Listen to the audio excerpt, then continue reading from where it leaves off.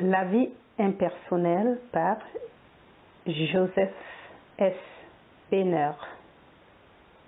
Narration par Julie Descamps. Avant-propos. Le message de ce livre est destiné à ce que chacun trouve son véritable soi à l'intérieur de lui-même. Il faut noter que, même s'il utilise parfois une terminologie chrétienne, ce message n'est pas chrétien ni non chrétien, vu qu'il est impersonnel, non affilié à aucune religion. D'ailleurs, Jésus lui-même n'étant ni chrétien ni le fondateur du christianisme. La Trinité n'est pas non plus l'apanage du christianisme, puisqu'on la retrouve sous un autre éclairage dans les personnages de Brahma, Vishnu et Shiva.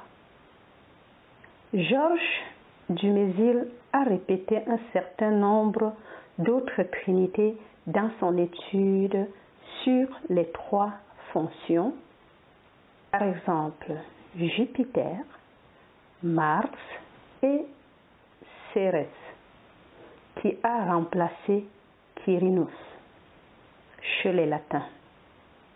Quant à la Trinité chrétienne, elle se complète de deux autres personnages que sont la Vierge Marie et Lucifer. Il faut alors remarquer que certaines sectes gnostiques ont associé le Saint-Esprit à la mère, rôle joué par la Vierge chez les chrétiens et qui a été promulgué Protokos, mère de Dieu, par de Dorme à Éphèse en 431. Certaines sectes dualistes, comme des Bogomiles, ont fait de Lucifer le frère du Christ. Il est alors le mauvais fils, comme dans la mythologie scandinave où Odin est le Père Tout-Puissant, Thor le bon fils et Loki le mauvais fils. S'il y a un fils, il y a un père. C'est le soi universel, non manifesté dans un nom particulier. De ces deux-là procède l'esprit, le message intelligent qui est contenu dans les échanges entre le Père et le Fils.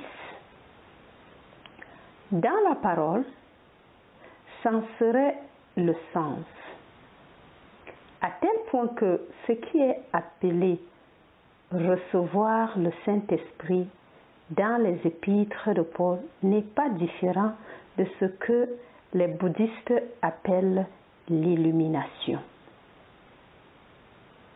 Ainsi, ce qui est fécondé par l'esprit pour que le mauvais fils, la personnalité déchue, obtienne la rédemption, devient la mère, celle que les alchimistes du Moyen Âge ont associée à la Terre Vierge,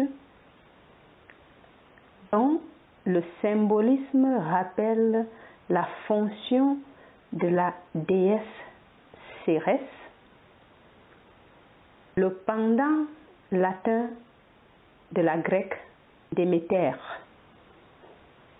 C'est aussi ce que les orientaux appellent la transmission du gourou au disciple, qui est parfois extrêmement soudaine, telle qu'elle est rapportée dans certaines histoires des grands maîtres zen.